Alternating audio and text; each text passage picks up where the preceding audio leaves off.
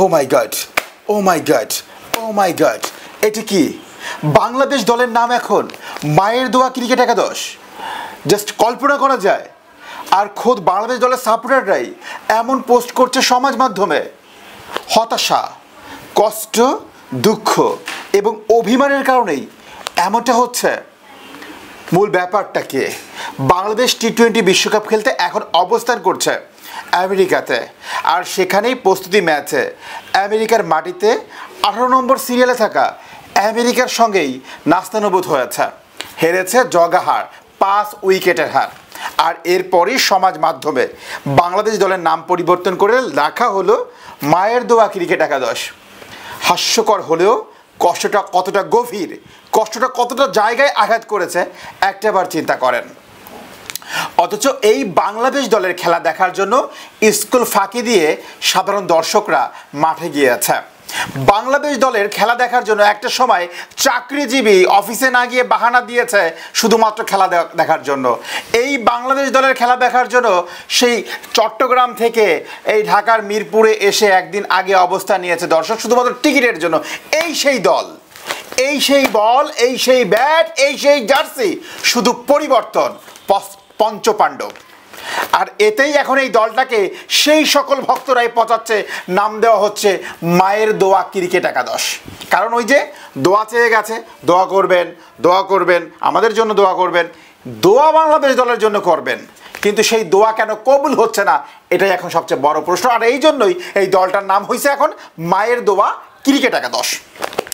অনেকে সুন্দর করে লিখছে যে আমেরিকা তো স্বপ্নের দেশ, ওই দেশে আমাদের দামাল ছেলেরা ক্রিকেট খেলতে গেছে নাকি শপিং করতে গেছে নাকি দেশটাকে একবার দেখতে গেছে।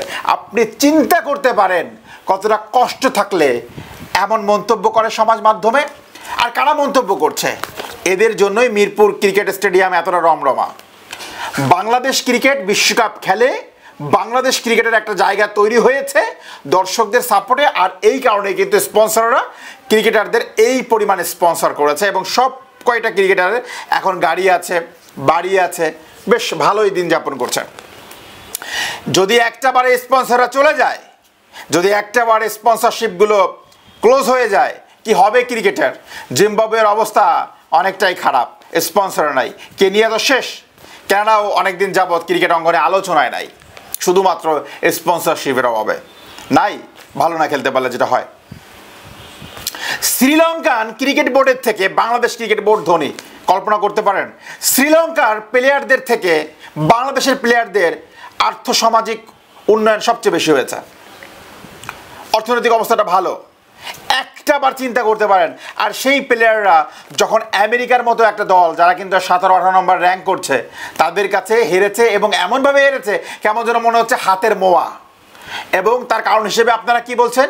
আর 20টা রান হলে ভালো হতো। তাহলে এই 20টা রান করবে কারা? সাধারণ দর্শক গিয়ে করবে?